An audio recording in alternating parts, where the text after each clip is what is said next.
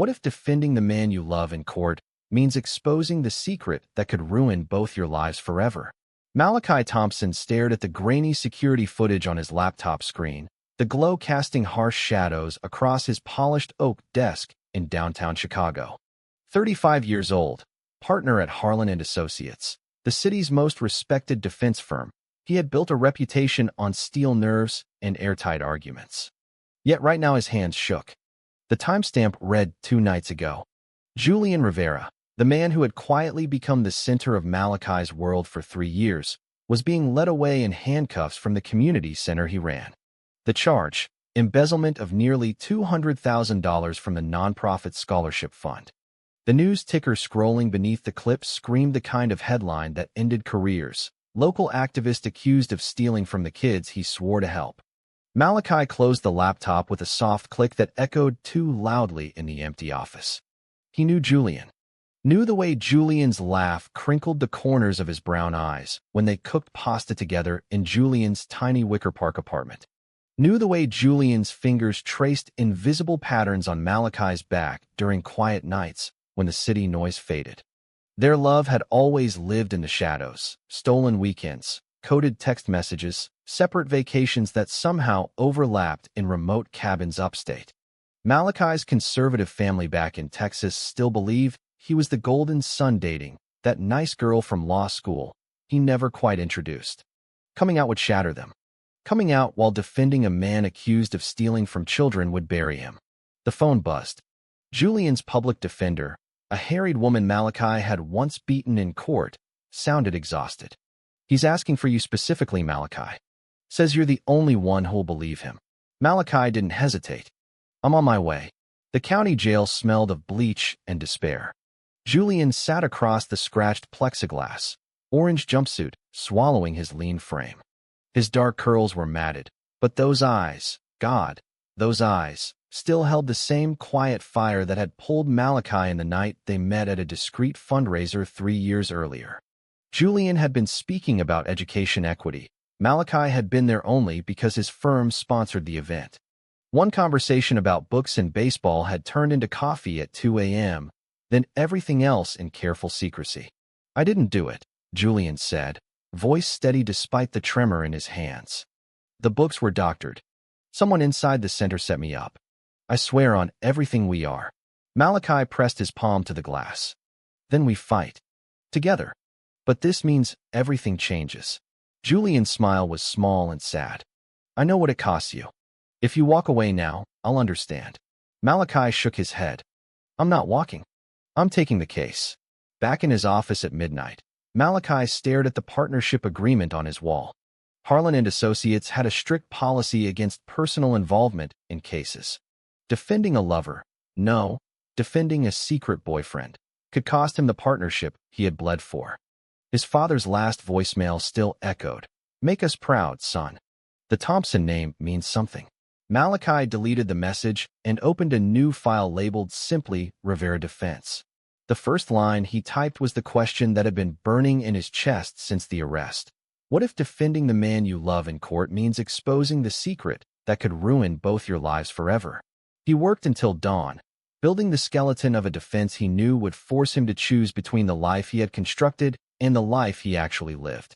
The next morning, Malachi walked into the partner meeting with the same calm mask he wore in court. "I'm taking the Rivera case pro bono," he announced. The room stilled.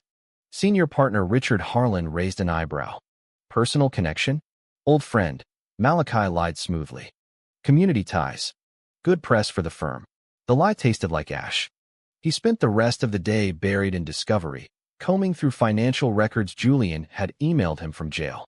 Patterns emerged, small transfers routed through dummy accounts that pointed to Marcus Hale, the center's finance director. Hale had motive.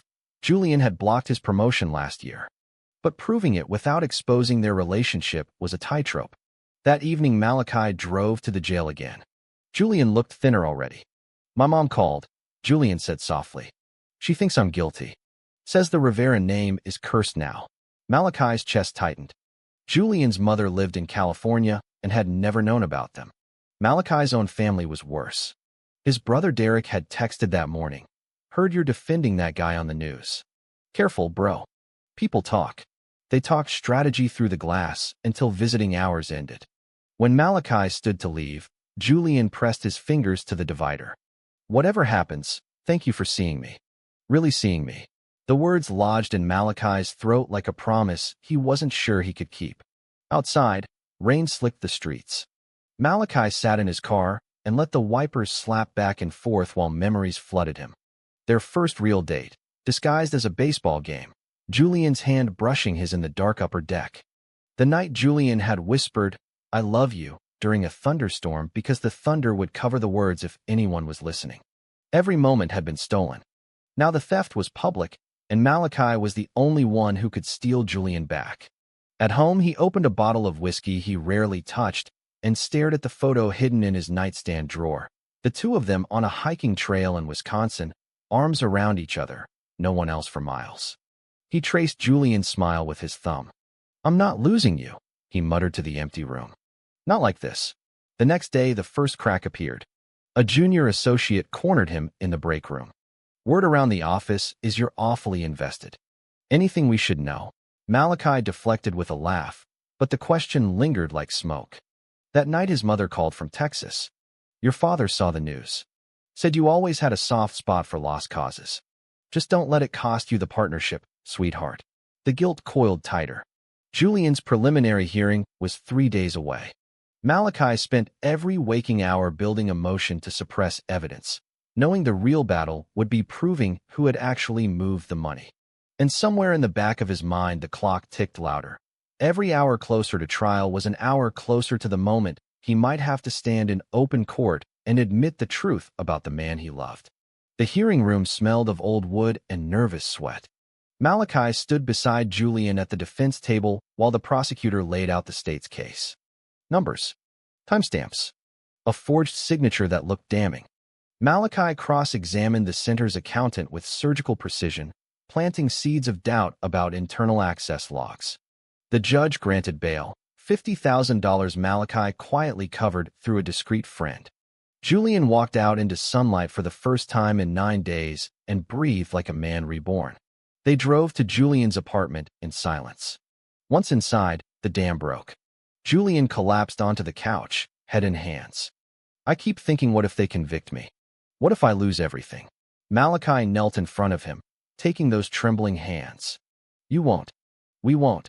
For the first time in weeks they held each other without the glass between them, foreheads pressed together, breathing the same air. No words. Just the solid reality that they were still here. But reality crashed back quickly. The local news ran a segment that evening. Prominent attorney takes pro bono case in embezzlement scandal. Speculation swirled. Malachi's phone buzzed nonstop. His law school buddy texted, "Dude, people are asking if there's more to this story."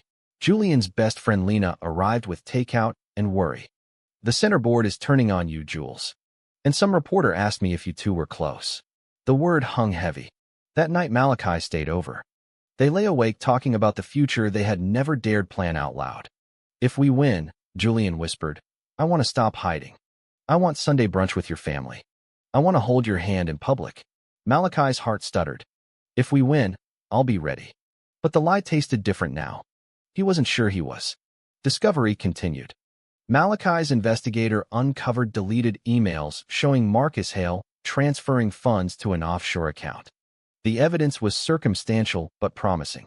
Yet every lead brought them closer to the day Malachi might have to testify about his own whereabouts the night the money vanished. Alibis that would reveal midnight drives to Julian's place, shared credit card charges for groceries and gas.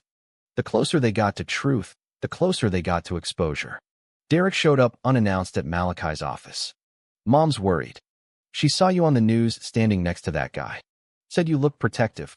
Malachi deflected again, but the suspicion in his brother's eyes was new. That evening Julian cooked the spaghetti they both loved, but the sauce tasted like anxiety. "If this blows up," Julian said quietly, "I'll take the fall alone. You don't have to lose your family for me." Malachi set the spoon down. "That's not how this works. Not anymore." The trial date was set for 6 weeks away. Malachi felt the weight of every choice pressing on his chest like the city skyline outside his window. He was no longer just a lawyer. He was a man standing at the edge of the life he had built and the life he had hidden, and the wind was picking up. Jury selection took 2 days. Malachi watched 12 Chicagoans file into the box and wondered which ones would understand love that didn't fit the script. Opening statements began on a crisp October morning. The prosecutor painted Julian as a trusted community leader who betrayed the very children he claimed to serve. Malachi rose, voice steady, and reframed the story. A dedicated man targeted by someone inside the organization who stood to gain from his downfall. Julian took the stand on day 3. Malachi had prepped him for hours, but nothing prepared either of them for the rawness. Julian spoke about the kids who had received scholarships, about late nights balancing books, about the moment he realized the accounts didn't add up. His voice cracked only once, when he said, "I gave everything to that place. I would never steal from the future I was trying to build." Malachi had to look away to keep his composure. Cross-examination was brutal. The prosecutor hammered at Julian's finances, his single status, his unusual closeness to certain board members. Malachi objected repeatedly, but the damage lingered. That night in the apartment Julian paced. "They're circling something they can't even name. Us." Malachi pulled him close. "Let them circle. We know the truth." Then the betrayal hit. Lena texted Julian a screenshot. A local blog post speculating that the defense attorney and the defendant shared more than a professional history. No names, but the photo attached showed Malachi and Julian leaving the jail together weeks earlier, shoulders brushing a fraction too closely. The comments section was vicious. Malachi's stomach dropped. His phone rang. "Richard Harlan. My office." Now, the senior partner didn't yell. He simply slid a printout across the desk. "Explain this." Malachi stared at the grainy image. "He's innocent. That's all that matters." Harlan leaned back. "The firm's reputation is on the line. Finish the trial. Then we talk about your future here." The door closed with quiet finality. Back home, Julian waited with wine and silence. They drank without speaking until Julian finally asked, "Are you sorry you took the case?" Malachi set the glass down. "Never. Not for 1 second. But the fear was real now." The trial had become a mirror, forcing him to see every compromise he had made to keep their love safe. And the glass was cracking. Week 4 of trial. Malachi called Marcus Hale to the stand. The finance director arrived in a tailored suit and smug confidence. Malachi's questions were surgical. "Can you explain why the transfer logs show your credentials used at 2:14 a.m. the night the funds disappeared, while security footage places you at a bar across town?" Hale faltered. Malachi pressed harder, introducing the offshore account records his investigator had subpoenaed. The courtroom stirred. On redirect, the prosecutor tried damage control, but the seed was planted. That evening, Julian and Malachi sat on the fire escape, watching the city lights. "You were incredible today," Julian said. Malachi shrugged. "Just doing my job." Julian turned to him. "No. You were protecting us. Both of us." Their kiss tasted like hope and terror mixed together. The next morning, Derek waited outside the courthouse. "I saw the footage. The way you look at him, Malachi. Are you?" The question hung unfinished. Malachi met his brother's eyes. "Not here. Not now." Derek nodded once, tight-lipped, and walked away. The family text group exploded later that day. Malachi silenced his phone and walked into court carrying the weight of every unread message. Closing arguments came on a Friday. The prosecutor summarized greed and betrayal. Malachi stood last. He spoke of trust, of second chances, of a system that sometimes punished the wrong man because it was easier than looking inside. He never said, "I love him," but every juror felt the conviction in his voice. When he sat down, Julian's hand brushed his under the table for one brief second, the only public touch they had ever risked. The jury deliberated for 6 hours. Malachi and Julian waited in a small conference room, hearts hammering in sync.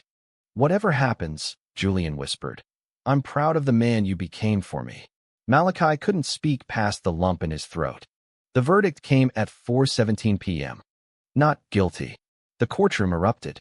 Julian exhaled like a man who had been underwater for months. Malachi allowed himself one small smile before the reality crashed in. Outside, cameras flashed. Reporters shouted questions. Someone in the crowd yelled, Is it true you two are together? The question detonated like a flashbang. By evening, the story was everywhere. Prominent Chicago attorney defends lover in embezzlement case. Verdict sparks outrage. Photos from their secret weekend surfaced, somehow leaked, perhaps by hail and revenge. Malachi's firm issued a terse statement. His mother left a voicemail crying. Derek texted simply, "Call me when you're ready to talk like brothers." Julian's apartment became their bunker. They watched the news cycle spin from shock to condemnation to reluctant discussion about privacy and love. Malachi finally dialed his family. The conversation was raw, tears, anger, long silences, but his mother ended it with, "We love you. Both of you. Come home when you're ready." The words cracked something open inside him. 2 weeks later, Marcus Hale was arrested on new evidence. The center issued a public apology. Julian's job was offered back with full restoration. But the real victory was quieter. Malachi walked into Harlan and Associates and tendered his resignation. "I'm starting my own practice. One that doesn't require hiding." Richard Harlan shook his hand. "You were always too good for the shadows anyway."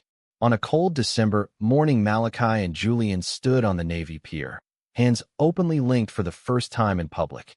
Snow dusted their shoulders. Julian turned to him. "We survived the worst part." Malachi smiled.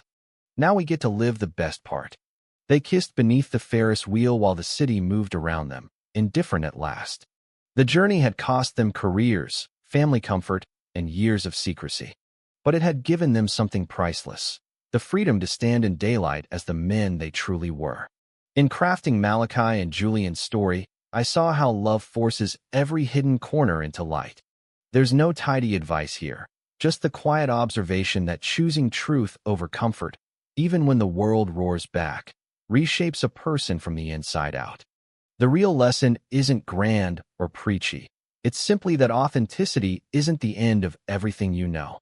Sometimes it's the beginning of everything that matters.